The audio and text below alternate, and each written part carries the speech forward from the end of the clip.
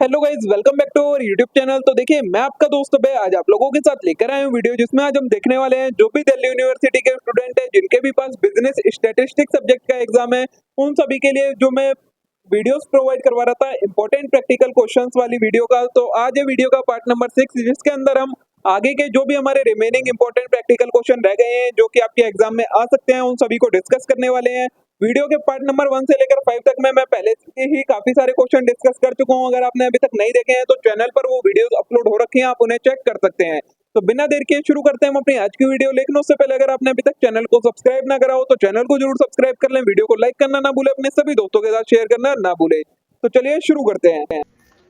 तो देखिए, आज की वीडियो में हमें करना है टाइम सीरीज एनालिसिस वाली जो यूनिट है उसका उसके क्वेश्चंस। तो सबसे पहले आप देखते हैं कंपोनेंट ऑफ टाइम सीरीज में क्या क्या आता है। तो ट्रेंड आता है, सीजनल वेरिएशन, साइक्लिक वेरिएशन और इरेगुलर और रैंडम वेरिएशन। इसमें हमें मेजर क्या क्या करना होता है। मेजरिंग ट्रेंड में हमें करना होता है मूविंग एवरेज और लीस्ट स्क्वायर्स कैलकुलेट करनी होती है। ये दो मेथड होते हैं। तो देखिए, ये क्वेश्चन है, इसमें बोला है compute 3 yearly moving average value for the following data. ये आपको डेटा दिया है, इसकी 3 ईयर वैल्यू कैलकुलेट करनी है, एवरेज वैल्यू। तो देखिए, ईयर दिए हैं आपको, वैल्यूज दिए हैं। तो सबसे पहले आपको ईयर लिखने हैं और उसकी वैल्यूज लिख लेनी है। अब क्या करना है, 3 ईयर टोटल लेना है। 3 ईयर टोटल कैसे लेंगे, पहले स्टार्टिंग के 3 ईयर का जो वैल्यू दी है उन तीनों का टोटल लिखना है। तो देखिए 6, 4, 10 और 2, 12, ये आपका 12 लिख दिया।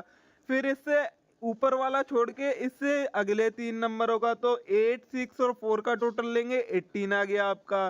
फिर 2 छोड़ के बाकी के 3 का ऐसे नीचे नीचे करके 3 3 ईयर का आपको टोटल लेके लिखते चलना है। तो 27 आ गया, फिर 33 आ गया एंड 39 आ गया।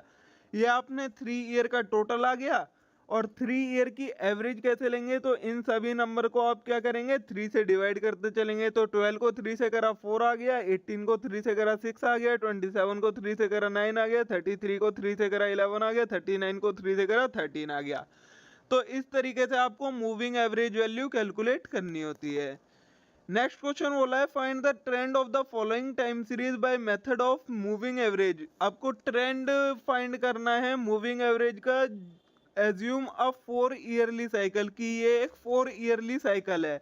तो आपको ईयर दिए हैं, वैल्यूज दी हैं, फिर ईयर दिए हैं और वैल्यूज दिए हैं, कई सारी वैल्यूज दी हैं। तो कैसे कैलकुलेट करेंगे, देखिए आप सेम वही करना है, सारे ईयर लिख लिए, सारी वैल्यूज लिख ली।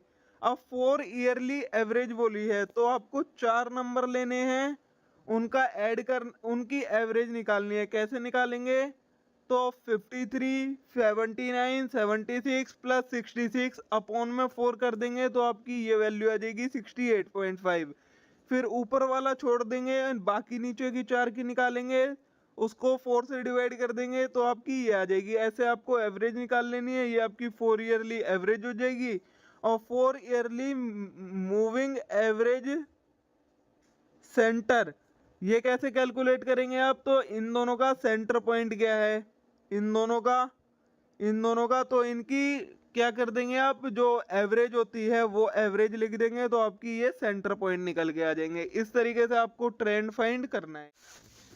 अब देखिए, नेक्स्ट टॉपिक है आपका इंडेक्स नंबर। तो method of calculating index number कौन कौन सा है, सिंपल और अनवेटेड मेथड होता है। इसमें सिंपल एग्रीगेटिव मेथड होता है जिसका फॉर्मूला ये दिया है आपको। Simple average of price relative method होता है जिसका फॉर्मूला कुछ ये दिया है, ये थोड़ा सा कंजेस्टेड हो गया है। फिर आएगा वेटेड एवरेज मेथड होता है जिसमें वेटेड एग्रीगेट मेथड होता है और weighted average of price relative method होता है। तो देखिए कैसे कैसे। पहला क्वेश्चन है calculate price index for the year 2013 using 2010 as a base period by simple aggregative method से। तो देखिए, आपको कमोडिटी दी है, प्राइस दिया है 2010 में, प्राइस दिया है 2013 में। तो आपको सिंपल मेथड लगाना है। तो सबसे पहले आप क्या करेंगे, सिग्मा पी वन करेंगे। सिग्मा पी वन का मतलब होता है जो आपका करंट ईयर रहेगा उसके प्राइस का टोटल ले लेंगे। तो इन सभी का टोटल लिया, आपका आ गया 320। फिर क्या करेंगे आप, सिग्मा पी जीरो करेंगे, मतलब जो आपका बेस ईयर है उसके प्राइस का टोटल ले लेंगे। जैसे आपने ये लिया, ये आ गया आपका 256। अब क्या करना है, आपको सिंपल मेथड से निकालना है। तो सिंपल मेथड का फॉर्मूला होता है आपका P01 सिग्मा P1 अपॉन में सिग्मा P0 इंटू में 100, तो 320 अपॉन में 256 इंटू में 100 करा आपने, आपका आंसर आ गया 125। ये आ गया आपका price index of 2013 to the base year. ठीक है।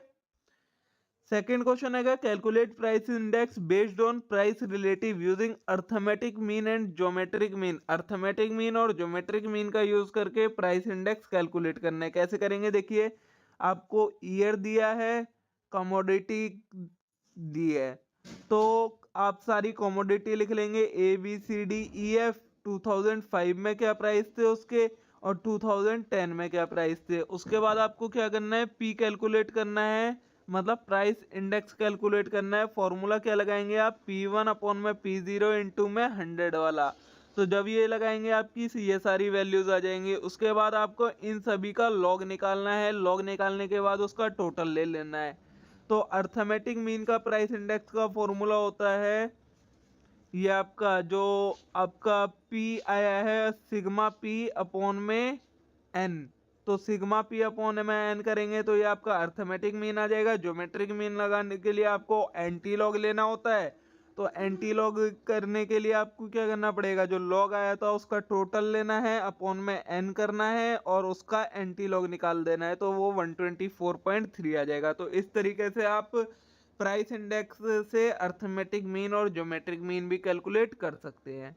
अब बात आती है वेटेड मेथड में। वेटेड एग्रीगेट मेथड में आपके पास लेस्पायर्स प्राइस इंडेक्स होता है जिसका फॉर्मूला ये होता है, पास्चेज होता है जिसका फॉर्मूला ये होता है, फिशर्स होता है जिसका फॉर्मूला होता है आपका रूट का लेस्पायर इंटू पास्चे, L इंटू पी कर दोगे तो ये कुछ इस तरीके का फॉर्मूला बन जाता है। ठीक है।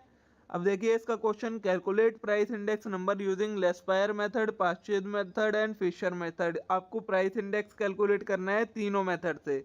तो क्या करेंगे, सबसे पहले आपने कमोडिटी लिख ली, उसके बाद आपका बेस ईयर रहेगा 2000। तो इसमें आप क्या करेंगे, बेस ईयर की आप प्राइस भी लिख लेंगे और क्वांटिटी भी लिख लेंगे। उसके बाद करंट ईयर की प्राइस लिख ली आपने, क्वांटिटी लिख ली। अब देखिए इन सारे फॉर्मूलाज में क्या क्या वैल्यू चाहिए होती है। P1 को Q0 से मल्टीप्लाई करना होता है, P0 को Q0 से मल्टीप्लाई करना है, P1 को Q1 से, P0 को Q1 से। तो ये सारी हम वैल्यू कैलकुलेट कर लेंगे।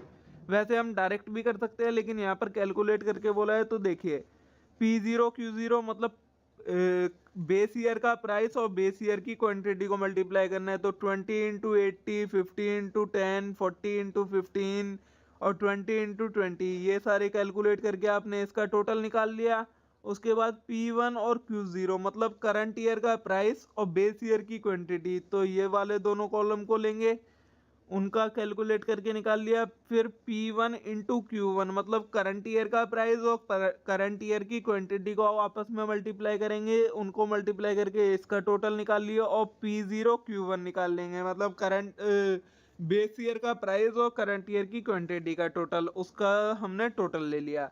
अब देखिए लेस्पायर्स मेथड में क्या होता है, सिग्मा P1 Q0 अपॉन में P0 Q0। तो P1 Q0 ये वाला आ जाएगा 2070 आपका, और P0 Q0 आपने ये 1660 निकाला था, ये आ गया, मल्टीप्लाई में 100 कर दिया, आपका आंसर आ गया 124.69। ठीक है, डायरेक्ट फॉर्मूले में वैल्यू पुट करी। सेकंड आएगा पास्चेज मेथड में, फॉर्मूला होता है सिग्मा P1 Q1 अपॉन में सिग्मा P0 Q1। तो देखिए P1 Q1 आपकी वैल्यू आई 1790, ये लिख दिया आपने यहाँ पर। उसके बाद P0 Q1 की वैल्यू आई 1470, ये लिख दिया आपने, मल्टीप्लाई में 100 करा तो 121.76 आपका इसका आंसर आ गया। नेक्स्ट है आपका फिशर्स मेथड। फिशर्स मेथड में आपका फॉर्मूला होता है लेस्पायर्स इंटू पास्चे। तो अगर आप इन दोनों को मल्टीप्लाई कर देंगे तो आपका आंसर आ जाएगा 123.24 इस फॉर्मूले में लगा के। ठीक है, ये हो गया आपका वेटेड एवरेज एग्रीगेट मेथड जो होता है। फिर रहेगा आपका weighted average of price relative method, जिसके अंदर आपको अर्थमेटिक मीन और ज्योमेट्रिक मीन कैलकुलेट होता है।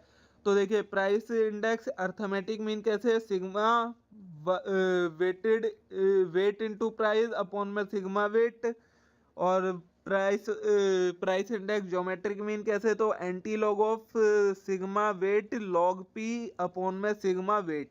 ठीक है, तो देखिए calculate weighted price index based on price relative using arithmetic mean and geometric mean. तो आपको कमोडिटी दी है, वेट दिया है, प्राइस दिया है, करंट बेस ईयर का भी और करंट ईयर का भी। अब क्या करेंगे आप इसमें पी कैलकुलेट करेंगे। पी कैसे कैलकुलेट करते हैं, वही फॉर्मूला है आपका P1 अपॉन P0 इंटू में 100।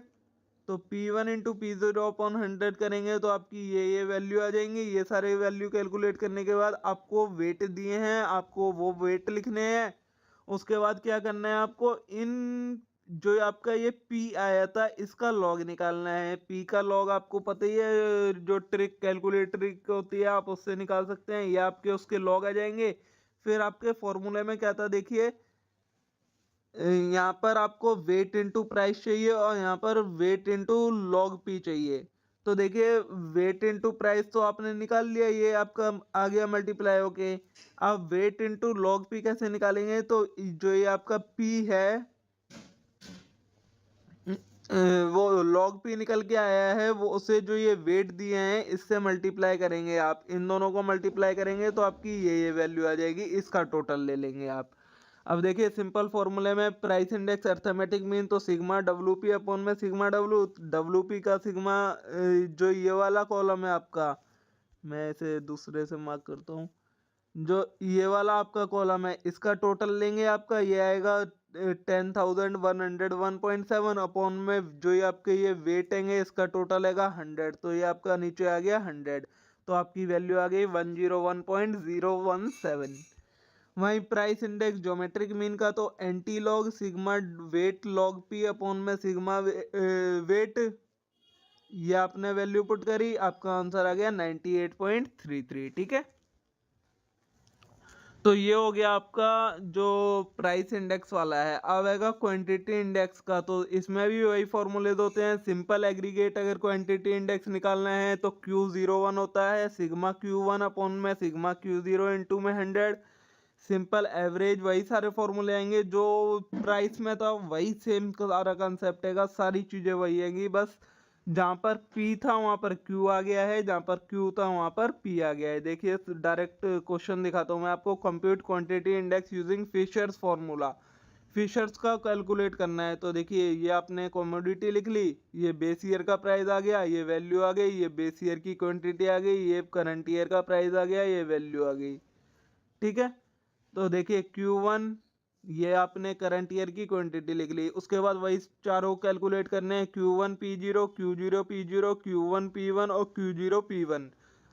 उसके बाद फिशर्स का फॉर्मूला प्राइस इंडेक्स में जो था वही आएगा, बस जहाँ पर P था वहाँ पर Q आ गया है, जहाँ पर Q था वहाँ P आ गया है, सेम वही है। तो सिग्मा Q1 P0 अपॉन में सिग्मा Q0 P0 इंटू में सिग्मा Q1 P1 अपॉन में सिग्मा Q0 P1। ये सारी वैल्यू आपने ये कैलकुलेट कर ही ली है चारों की चारों। जैसे आप वैल्यू पुट करेंगे आपका आंसर आ जाएगा 120.64। ठीक है, तो देखिए ये सेम वही क्वेश्चन हैगा, आपको सिंपल क्वेश्चन है, वैल्यू इंडेक्स कैलकुलेट करना है। ये आपको फॉर्मूला दिया है, इससे आप कैलकुलेट कर सकते हैं। आपको इसका सॉल्यूशन मैंने दे ही दिया। तो देखिए ये हो गया आपका जो आपका इंडेक्स नंबर वाला चैप्टर था वो कंप्लीट। ठीक है, तो देखिए दोस्तों यहाँ पर हमारा इसी के साथ वीडियो का पार्ट नंबर 6 कंप्लीट हो जाता है। जो भी इंपॉर्टेंट क्वेश्चन थे मैंने सारे आपको एक्सप्लेन कर दिए, सारी चीजें हमने डिस्कस कर ली। होप सो आप सभी के लिए वीडियो यूजफुल रही होगी। वीडियो अच्छी लगी हो वीडियो को लाइक करना ना भूले, चैनल को जरूर सब्सक्राइब कर लेना इस टाइप के और कंटेंट के लिए। अब हम मिलते हैं वीडियो के नेक्स्ट पार्ट में। Thank you.